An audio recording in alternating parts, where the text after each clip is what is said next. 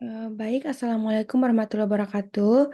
Saya Sinis Meda Daulay, NPM 21082600097. Di sini saya akan membawakan presentasi mind map dengan judul Prinsip Otonomi.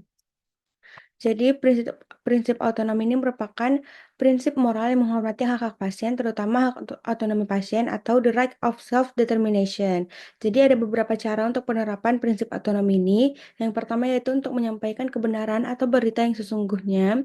Yang kedua itu untuk menghormati hak pasien, hak pribadi orang lain, terus melindungi informasi yang bersifat rahasia, lalu membantu orang lain membuat keputusan yang penting, dan mendapat persetujuan untuk melakukan tindakan terhadap pasien.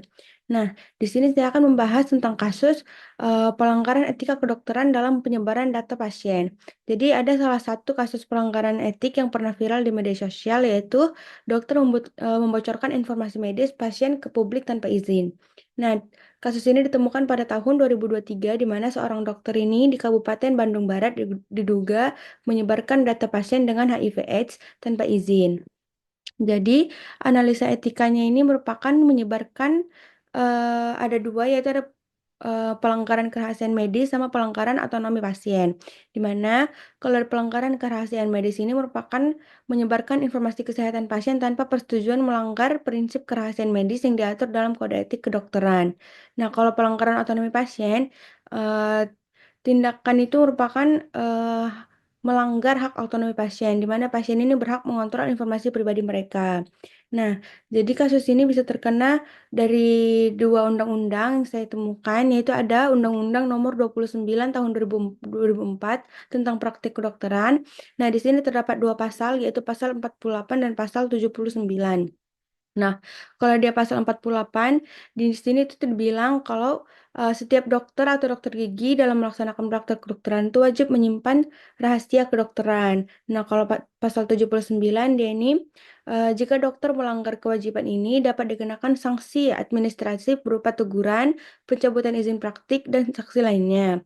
Nah, ada juga dia dari Undang-Undang Nomor 27 Tahun 2022 tentang Perlindungan Data Pribadi atau UU PDP. Nah, di sini terdapat di pasal 55 di mana dikatakan penyebaran data pribadi tanpa izin bisa dikenakan hukuman pidana hingga 5 tahun penjara dan denda maksimal 5 miliar. Terus terdapat sanksi yang bisa ditemukan itu ada tiga, sanksi administratif, pidana, sama etik. Kalau misalnya administratif, dia bisa kena pencabutan izin praktik dari Undang-Undang Praktik Kedokteran. Terus kalau secara pidana, dia bisa terkena pidana hingga 5 tahun atau denda.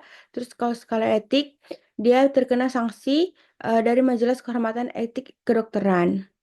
Ini referensi saya ada dari Suryadi Taufik 2020, ada dari Bagus Puji Panuntun 2023, sama ada Handayanite dari 2021. Sekian presentasi mind map dari saya, sekiranya berguna bagi kita semua. Eh, Assalamualaikum warahmatullahi wabarakatuh.